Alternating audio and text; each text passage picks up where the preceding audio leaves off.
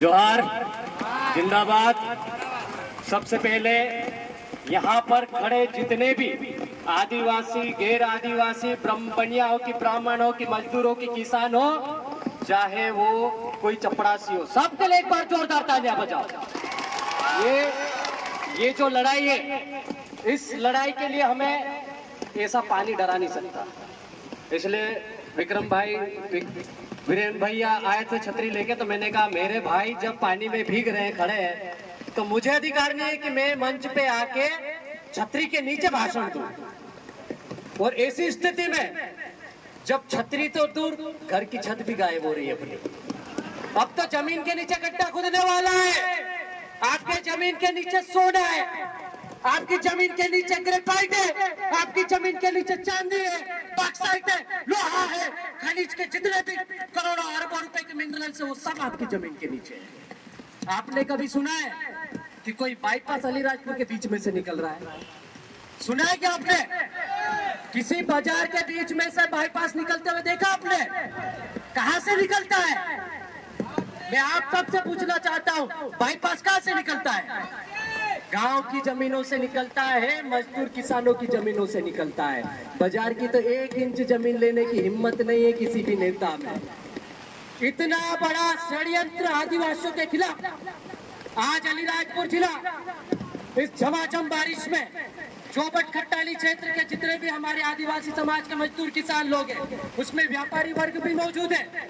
मैं उनका स्वागत करता हूं इस मंच के माध्यम से, आदिवासी समाज के माध्यम से। लेकिन ये जो लड़ाई है, ये इस समाज के अंतिम पीढ़ी को बचाने की लड़ाई है। इस समाज के उस पीढ़ी को बचाने की लड़ाई है जो ये 5वीं में पढ़ने जा रहा है। कोई अभी छोटा छोटा बच्चा पैदा हुआ, कोई गुजरात में मजदूरी कर रहा है, कोई घर में खेती बाड़ी कर रहा है, किसी के घर में पानी टपक रहा है। अभी भी हम जहाँ किले हो रहे हैं, उसके घर के नीचे भी पानी टपक रहा है। ऐसे कई हजारों घर है हमारे गाँव में, हमारे क्षेत्र में। उसके बाद भी हम बोलते हैं हम जमीन के मालिक है, हम मालिक है, वो मूल निवासी है। अरे काय का मूल निवासी भाई? हम बोलते हैं ना लोकसभा ना विधानसभा, सबसे बड़ी ग्राम सभा। ये मैंने नितेश अलावा ने नहीं कहा, ये स्वर्गीय दिलीप सिंह बुरिया जो भाजपा के कद्दावर नेता थे और इन्होंने पैसा 1996 की ड्राफ्टिंग कमेटी के अध्यक्ष रहे, उन्होंने कहा था। और ये कानून उस समय 1996 से लागू होना था हमारे देश में, इन आदिवासी क्षेत्रों में। लेकिन पिछले 10-12 सालों से जो हमारा संघर्ष है, रात दिन का संघर्ष है, उसके पश्चात हमारे ऊपर कितनी FIR हुई, कितने आंदोलन में हमारे लोग जेल गए, कितने आंदोलन हुए, कितने लोग मारे गए। उसके पश्चात भारत सरकार ने, मध्य प्रदेश सरकार ने पिछले 2022 में लागू किया। और वो भी पैसा एक पैसा अधमरे जैसा, बिल्कुल भी उसकी कोई पूछ परख नहीं। थाने में जाए तो पुलिस वाला बोलता है काय की ग्राम सभा हम नहीं मानते, कोर्ट में जाओ तो काय की ग्राम सभा हम नहीं मानते। और सरकार बोलती है कि पैसा एक्ट लागू है, ग्राम सभा का प्रस्ताव ठहराओ पहले लाओ। कई गाँव ऐसी स्थिति में हमारा आदिवासी समाज कैसे जिंदा रहेगा भाई? कैसे रहेंगे हमारे बड़े छोटे छोटे बच्चे आगे? यदि आपके पास जमीन नहीं बची तो काय का आदिवासी? आदिवासी की परिभाषा ही जमीन से शुरू होती है। आदिवासी की परिभाषा ही जल जंगल जमीन से जुड़ी हुई होती है। आदिवासी की संस्कृति सभ्यता इस धरती से जुड़ी हुई है। और यदि धरती ही आपकी चले गई, आपकी जमीन ही चले गई, तो आपकी संस्कृति सभ्यता परंपरा खत्म हो जाएगी, आपका अस्तित्व खत्म हो जाएगा।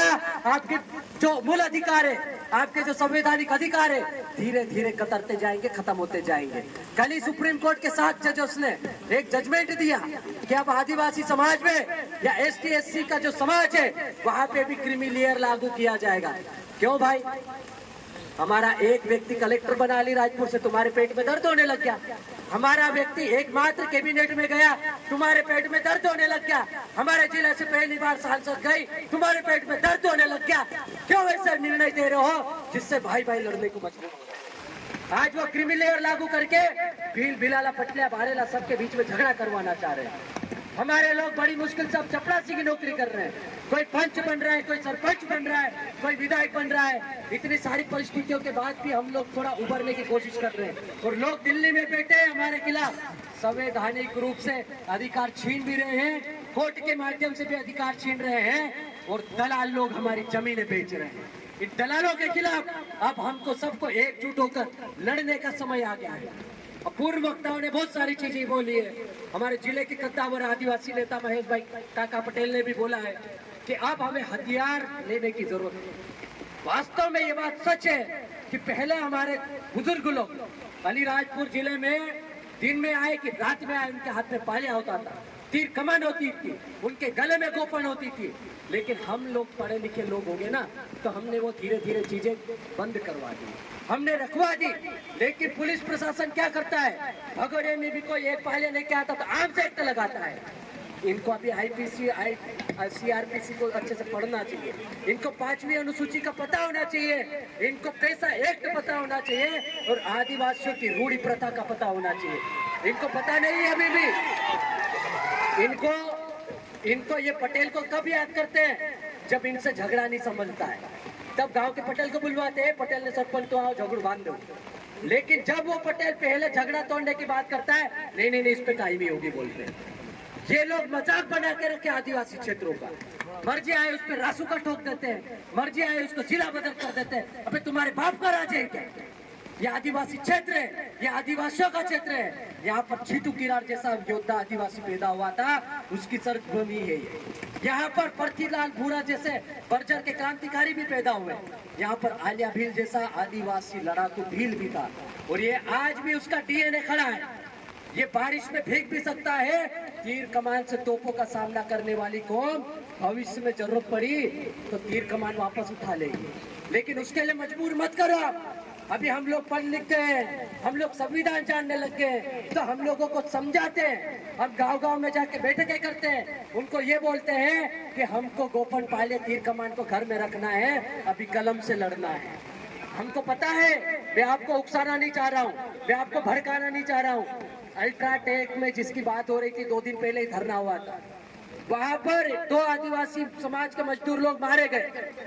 ऐसी कंपनी जिस CIL को हमारे क्षेत्र में लाने की बात की जा रही है, वैसे ही इंटरनेशनल कंपनी है अंतर्राष्ट्रीय स्तर की अल्ट्राटेक, सबसे बड़ा एशिया का प्लांट है। अल्ट्राटेक में 32 गांव प्रभावित हुए। 2017 में हमने बहुत बड़ा आंदोलन किया था, 50, 60, 70 हजार लोग इकट्ठे हुए थे, हमने बहुत विरोध किया। वो अल्ट्राटेक फैक्ट्री हमारी छाती पे बनी, आज वहां पर हमारे लोग मजदूरी करते हुए मर रहे हैं। जब हमारे लोग गए वहां पर बात करने, तो वो फैक्ट्री वाला, वो मालिक जो मैनेजमेंट का अधिकारी था, वो बदल गया, बोले कि वो दुकान वाला वही जाना, हमारा कोई लेना देना नहीं। तो भाई कंपनी तो तुम्हारी थी। इतनी सी बात में हमारे लोगों ने थोड़ा वाद विवाद हुआ।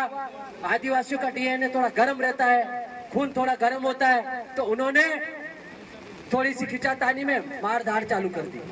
अल्ट्राटेक में कहा जाता है कि एक दिन में 7 से 10 करोड़ का नुकसान हुआ। 3 दिनों तक वो बंद रहा। अब उस आंदोलन में उस दौरान बात करने जो लोग गए थे, उनके ऊपर रासुका लगा दी पुलिस प्रशासन ने वहां पर। अब पुलिस प्रशासन क्या बोलता है कि हमारे ऊपर से दबाव दो। तो भाई जब ऊपर से ही दबाव में काम करना है तो नौकरी क्यों कर रहे हो? नौकरी क्यों कर रहे हो? दलाली करो ना, गुलामी करो उन लोगों की। जाओ उनके कपड़े धो, उनकी गाड़ियां चलाओ, उनके गटर साफ करो, ये करना चाहिए आपको। यदि आप इस जमीन से जुड़े लोगों के टैक्स के पैसे से नौकरी कर रहे हो, तो आपका अधिकार है, आप उस अधिकार क्षेत्र में काम करें, आप निष्पक्ष रूप से काम करें। आपके लिए बनिया ब्राह्मण भी उतना ही बराबर है जितना आदिवासी है। यहाँ पर मैं देखता हूँ, एक भी बनिया ब्राह्मण या किसी राजपूत व्यक्ति के ऊपर रासुका नहीं लगी, किसी को जिला बदल नहीं किया। लेकिन जब आदिवासी सामाजिक कार्यकर्ता की बात आती है, हमारे भाई मुकेश पटेल रावत जैसे व्यक्ति को जिला बदल कर दिया, तो ये कब तक चलेगा? इनके लिए सामाजिक कार्यकर्ता गुंडे और कांडू नेता जो रहते हैं वो भगवान इनके लिए। तो ऐसे लोगों से हमको सोच समझ के डील करने की जरूरत है, बात करने की जरूरत है, और आगे संवैधानिक लड़ाई लड़ने की जरूरत है। यहाँ से हम लोग जब भी रैली के माध्यम से जाएंगे कलेक्ट्रेट तक, तो अनुशासित होकर जाएंगे। कोई किसी को गलत नहीं बोलेगा, कोई किसी के खिलाफ व्यक्तिगत जाति विशेष के खिलाफ, पार्टी विशेष के खिलाफ नारे नहीं लगाएगा। हमारी लड़ाई संवैधानिक है, ये जल जंगल जमीन को बचाने की लड़ाई है। हमको किसी पार्टी से लेना देना नहीं, लेकिन जिम्मेदार इस जिले में हमारी 2 भाभियां हैं, एक को दिल्ली भेजा है तो एक को भोपाल भेज रखा है। और एक कैबिनेट मंत्री भी है इस जिले में, पहली बार अलीराजपुर से मौका मिला है, तो हम उनके नाम पर ज्ञापन बना के लाए हैं। आप सबको तय करना है, ये ज्ञापन उनके पास जाएगा, वो अपने स्तर पर प्रयास करें और 9 अगस्त के पहले ये जो लाइसेंस है उसको निरस्त करवाने का कार्रवाई करें प्रशासन के माध्यम से। और नहीं होता है तो 9 अगस्त, यदि 9 अगस्त तक ये लाइसेंस निरस्त नहीं होता है या प्रक्रिया नहीं होती है तो 9 अगस्त हम कलेक्ट्रेट में मनाएंगे। मनाएंगे कि नहीं मनाएंगे? पूरे जिले के लोग आएंगे और जब तक, जैसे कि महेश पटेल जी ने बोला है, जब तक ये माइनिंग के जितने भी पूरे जिले के गांव की बात बता रहा हूं मैं, सिर्फ खट्टाली क्षेत्र की नहीं, सारे लाइसेंस जितने भी प्रचलित हैं या जितने अभी होने हैं, सभी की सभी खारिज होने चाहिए, निरस्त होने चाहिए। यदि नहीं हुए तो ये 5वीं अनुसूची क्षेत्र अलीराजपुर है और 5वीं अनुसूची बताते अलीराजपुर को पता है कैसे करना है। फिर हम लोग पूरे जिले की बाउंड्री को सील कर देंगे, हर जगह ट्रैक्टर बैलगाड़ी खड़ी कर देंगे, इधर ढोलिया साइड, उधर उदयगढ़ साइड, इधर बोरी साइड, इधर सोरवा साइड, ऐसे सारी की सारी बाउंड्री सील कर देंगे। कब तक? जब तक हमारे क्षेत्र की जमीनें को लाइसेंस जिन जिन को दिए वो निरस्त करके हमको आजाद नहीं किया जाता। तो ये आजादी की ऐसी लड़ाई है जो जल जंगल जमीन को बचाने की है। ये पार्टी के लिए नहीं है, किसी को नेता बनाने की नहीं है और किसी को नीचा दिखाने की लड़ाई नहीं है। इसीलिए हमारे बीच में आज पहली बार इस आंदोलन में इस जमीन को बचाने के लिए इस जिले के बनिया वर्ग, व्यापारी वर्ग सहित कई लोग मौजूद हुए हैं। तो खट्टाली और जोबट से जो व्यापारी वर्ग के लोग हैं वो भी आ जाए, 2 मिनट के लिए अपनी बात रखेंगे, हमको अच्छा लगेगा। उनके लिए भी एक बार जोरदार तालियां बजाएं। तो बहुत बहुत आप लोगों ने समय दिया, बारिश में खड़े रहे, अब समय भी काफी हो चुका है, हमको जाना भी है। तो जाने से पहले 1-2 लोग जो भी है खट्टाली क्षेत्र के जो